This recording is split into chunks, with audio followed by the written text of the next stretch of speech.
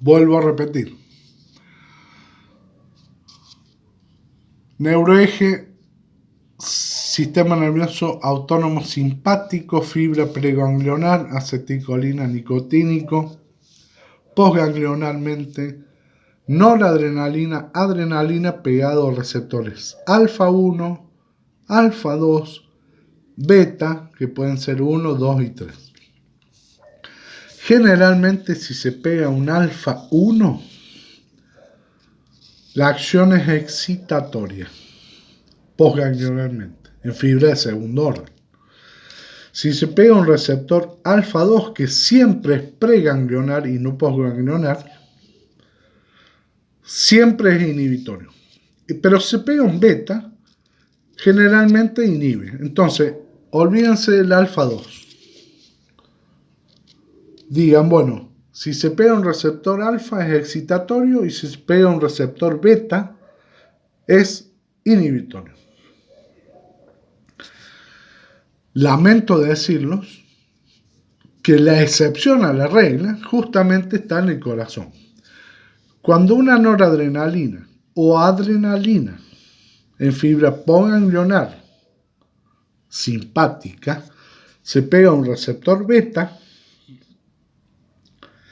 en el corazón, aumenta la frecuencia cardíaca y la fuerza de contracción cardíaca. Repito, un beta cardíaco que generalmente inhibía, en el corazón, si se pega la adrenalina y noradrenalina en un receptor beta cardíaco, aumenta la fuerza de contracción y la frecuencia cardíaca. Y si se pega en un intestino con un receptor alfa, inhibe la acción cuando en realidad decíamos que excitaba. El alfa 2, después les voy a explicar lo que es un botón sináptico simpático. El alfa 2 es presináptico, o sea que está acá y siempre inhibe. Alfa 2. Pero alfa 1 deberían ser excitatorios. En el caso del corazón, o sea, todas estas fibras nerviosas simpáticas que yo le digo que llegan al músculo cardíaco, en vez de ser inhibitorias, son excitatorias beta. Beta 1 y beta 2 cardíacas. ¿Estamos de acuerdo? ¿Está ahí? Bueno, les voy a mostrar dos gráficas más muy importantes y el tercer video, pero que va a ser como el quinto porque se cortan por el tamaño. Les voy a explicar lo que es el ciclo cardíaco. Y ahí terminamos el tema 2 de la unidad 4. Préstenme atención, por favor. A este gráfico yo les llamo el ABC del corazón, ¿no? Vamos a empezar diciendo que la precarga o presión telediastólica, para hacerlo más simple y más comprensible para ustedes, es la cantidad de sangre contenida en un ventrículo, ya sea derecho o izquierdo, que quedó después de una sístole anterior.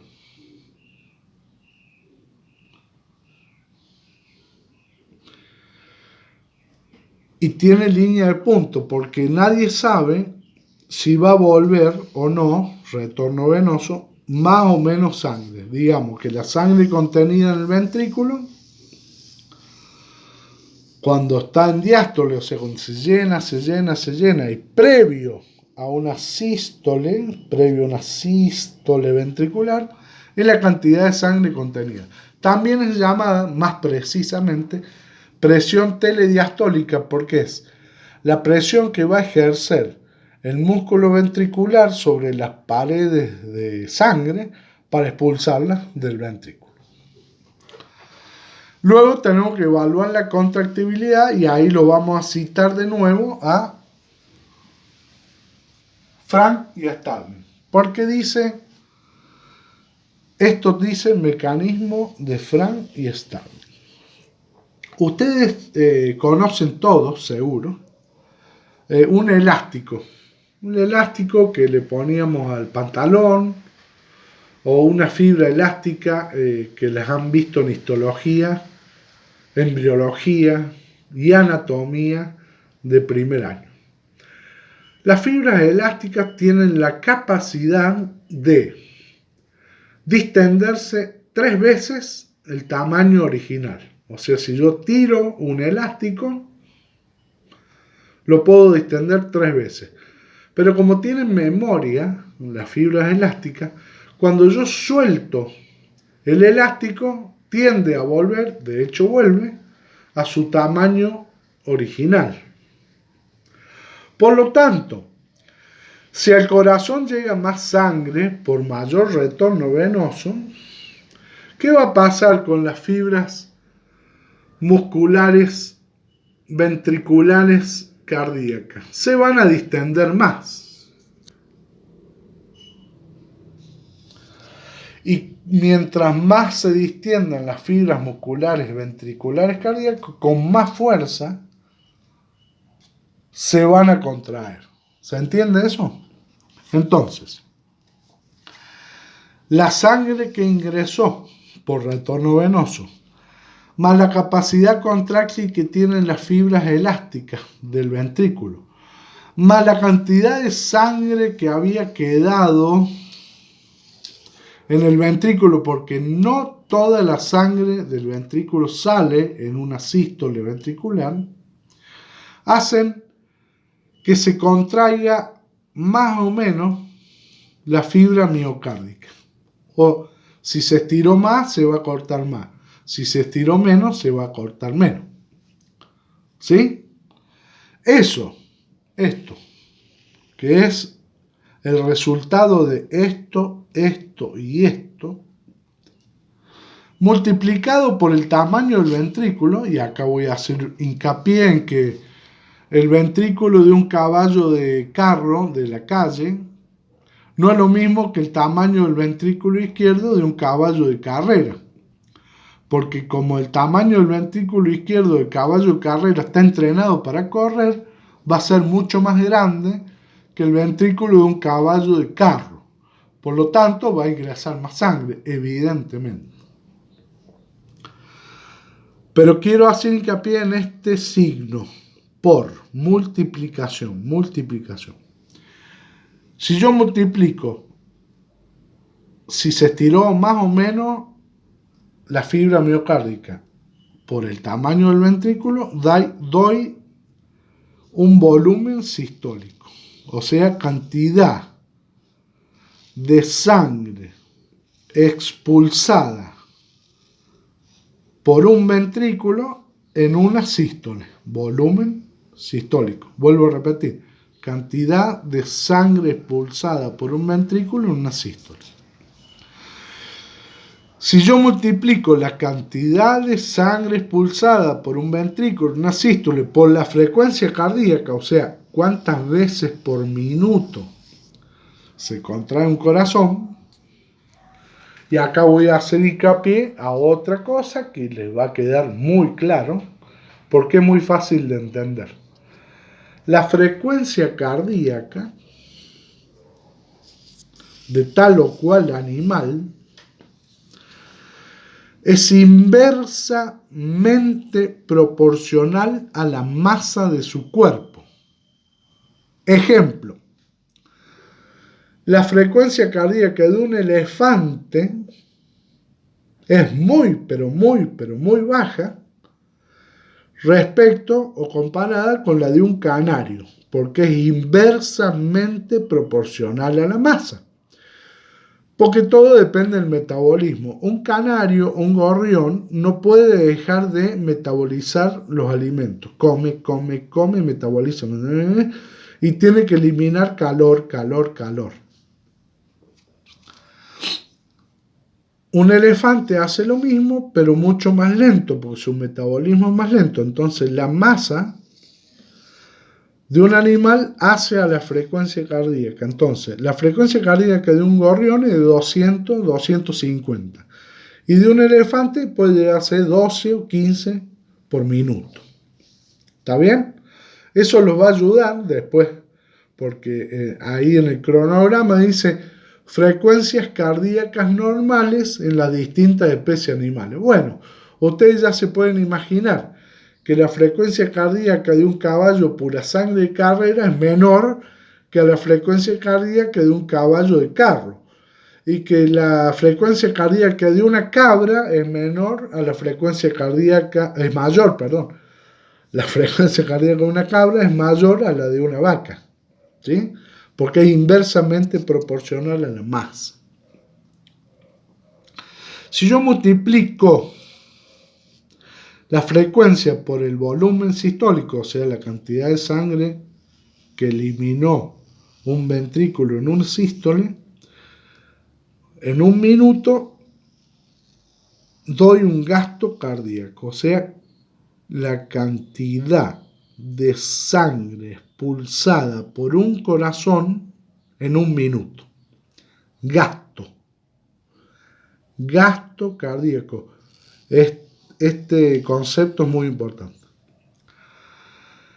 Que si yo lo multiplico por la resistencia periférica total, o sea, que es la fuerza que se resiste al pasaje de la sangre,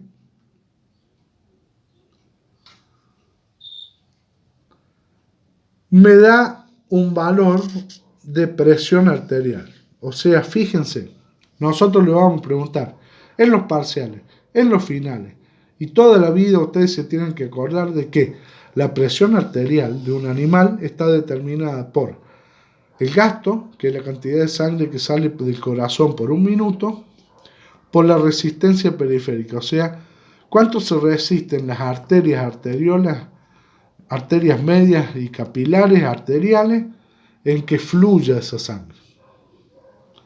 Eso da presión. ¿Por qué digo que es tan importante que se multiplique y que se multiplique? Fíjense qué interesante. Y se lo voy a hacer con números de matemáticos. 2 por 3, 6. 3 por 2, 6. Quiere decir que si por algún motivo me aumenta el gasto, pero yo disminuyo la resistencia, o sea, la presión, se va a mantener en forma estable. Y le estoy dando un puntapié inicial para que ustedes piensen, recapaciten sobre esto que le estoy diciendo. Lo que más le interesa al sistema cardiovascular en cualquier animal es que la presión arterial se mantenga constante. Diría doña Rosa, cuando se va a tomar la presión en el centro de salud, doña Rosa tiene 12,8. 12,8 significa 120 milímetros de mercurio de máxima, 80 milímetros de mercurio de mínima. Para que yo mantenga esa presión en esa variación normal, que no le hace ni bien ni mal al organismo, sino que es lo normal, ese es un valor homeostático que también se tiene que aprender. Si por algún motivo aumentó el gasto, porque por ejemplo me aumentó el retorno, y me varió esto, y me varió esto, si yo disminuyo la resistencia periférica, o sea, si bajo la presión arterial, porque hago vasodilatación en los vasos sanguíneos, mantengo estable la presión arterial. ¿Por qué dice mecanismo de Frank y Starling? ¿Qué dijeron Frank y Starling hace muchos, muchos años? Dijeron, todo lo que entre de más de sangre por retorno venoso aumentado tiene que salir. ¿Por qué? Porque consideramos que el músculo cardíaco es como un elástico y si se estira de más, se va a contraer de más. Si se estira de más, se va a contraer de más. Entonces, se estira de más, pero se contrae de más. Entonces, todo lo que entra de más debe salir. Fíjense la simpleza, pero lo complejo que evaluaron y nos explicaron Frank y Starling. ¿Sí? Este es un mecanismo intrínseco de la regulación cardíaca. Dice, ajuste cardiovascular durante un ejercicio. Si aumenta el retorno, aumenta el gasto. Vuelvo a repetir, si aumenta el retorno, aumenta el gasto. Ahora, ¿va a modificar la presión arterial? Por supuesto que sí en un principio. ¿Hasta cuándo? Hasta cuando la presión arterial o la resistencia periférica total baje. ¿Quién le va a informar al sistema cardiovascular que la presión estaba aumentada? Y ahora regreso a los presovaroreceptores del callado aórtico y del seno carótido. ¿Quién le informa al centro vasomotor y cardioinhibidor que aumentó la presión? Los presoreceptores del callado aórtico y el seno carótido. ¿Qué va a hacer este centro si aumentó la presión? Y bueno, activo el centro vasodilatador. Y con eso disminuyo la resistencia periférica total porque había aumentado el gasto, pero como esto se multiplica, mantengo estable la presión arterial. ¿Qué les pareció? Bueno, eso con el mecanismo uno y el más importante de los mecanismos intrínsecos cardíacos. A más gasto, a más retorno, más gasto, pero puedo modificarlo en el tiempo. Por 2 o 3 latidos cardíacos, por supuesto que se va a ver aumentado.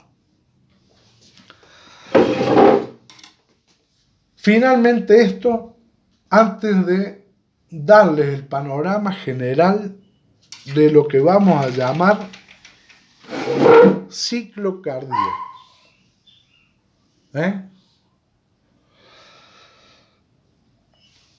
Fíjense, ¿se acuerdan de la aurícula? Que yo les dije que había receptores de distensibilidad. Y hay un fisiólogo argentino, correntino él, que trabaja en Canadá. Creo que exterminó a 2.600 ranas para darse cuenta que acá adentro hay una hormona descubierta por un argentino que se llama factor natriurético atrial. Si por algún motivo aumenta el volumen auricular derecho, que es lo mismo que decir que aumentó el retorno venoso, porque acá desembocan las cavas, aumenta el retorno venoso, aumenta el volumen auricular derecho, hay receptores de baja presión de distensibilidad. Por lo tanto, por algún motivo aumenta la presión de la aurícula derecha. Aumenta la presión de la aurícula derecha porque retorna más sangre de lo normal. Eso hace que se libere estas 4 situaciones. En un principio aumenta la frecuencia cardíaca en un 15%. A través de este factor natriurético atrial es un factor o una hormonita que hace que se libere más sodio en el riñón. Si se libera más sodio en el riñón, que es un soluto osmóticamente activo, atrás del sodio va el agua. Por lo tanto, si atrás del sodio va el agua, va a bajar el volumen sanguíneo. Por lo tanto, si bajo el volumen sanguíneo, disminuyo el retorno venoso. Aumenta la contracción de la prensa abdominal y libera ADH o produce la liberación de hormona antidiurética.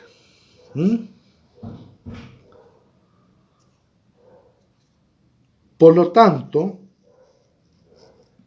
vamos a actuar vagalmente sobre el centro vasodilatador. De esta forma,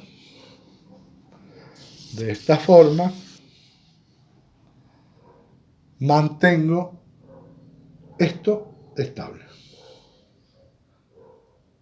El próximo vídeo les voy a presentar el ciclo cardíaco, bastante complejo para entender, pero antes de explicarle todo esto, le voy a explicar todo esto, que es el electrocardiograma normal. ¿Por qué? Porque grábense las palabras del doctor Renzo. A un fenómeno eléctrico, que es lo primero que se produce en todo el ciclo cardíaco, le siguen fenómenos mecánicos, sonoros y voluminétricos. Saludos.